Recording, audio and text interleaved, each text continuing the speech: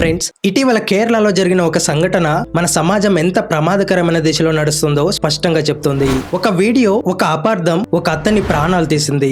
అవును, ఇక అసలు విషయానికి వస్తే ఈ కథ ఒక బస్సులో మొదలవుతుంది.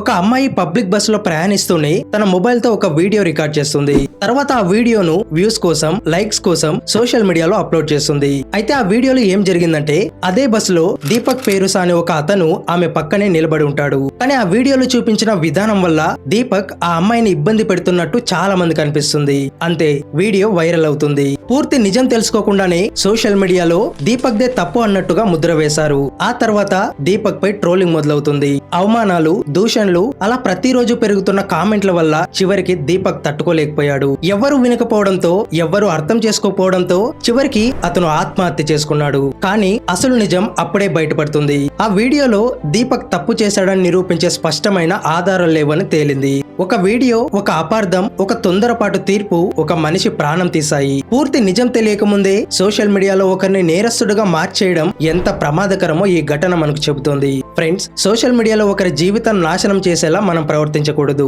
వాస్తవాలు చెక్ చేసి మాట్లాడాలి. ఇలాంటి ట్రాజెడీలు రిపీట్ కాకుండా ఉండేలా ఈ వీడియోను షేర్ చేయండి. అలాగే వీడియోను లైక్ చేసి కామెంట్లో మీ అభిప్రాయాన్ని తప్పకుండా చెప్పండి.